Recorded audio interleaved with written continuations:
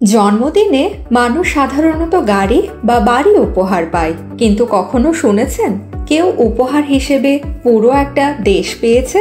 হ্যাঁ, ঠিক তাই। এমনই এক ঘটনা ঘটেছে রাজকুমারীর লিওনারের জীবনে। 31 অক্টোবর 2024 সালে তার 18তম জন্মদিনে তিনি স্পেনের নতুন রানী হিসেবে অভিষিক্ত হন। তার বাবা রাজা ফিলিপ ষষ্ঠ দীর্ঘদিন ধরেই দেশ শাসন করে আসছেন, তবে স্পেনের ঐতিহ্য অনুযায়ী নির্দিষ্ট বয়সে সিংহাসন উত্তরাধিকারীর হাতে তুলে দিতে হয়। সেই নিয়ম মেনেই লিওনার পুরো নাম লিওনার দে বোর্ন ও গ্রেসিয়া তার জন্মদিনে পেলেন শুধু একটি মুকুট নয়, বরং পুরো দেশের শাসনের দায়িত্ব।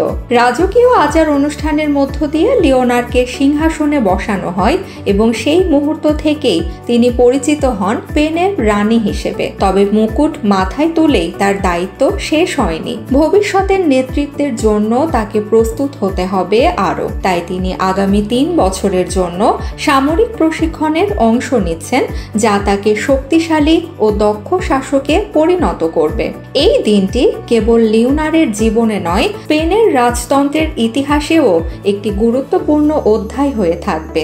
কঠোর পরিশ্রম ও দায়িত্ববোধের মধ্য দিয়ে তিনি দেশের ভবিষ্যৎ গড়ে তুলবেন। এই নতুন রানীর নেতৃত্ব স্পেন এগিয়ে যাবে নতুন দিগন্তের দিকে। 31 অক্টোবর 2024 এই দিনটি ইতিহাসের পাতায় লেখা থাকবে নতুন যুগের সূচনা হিসেবে।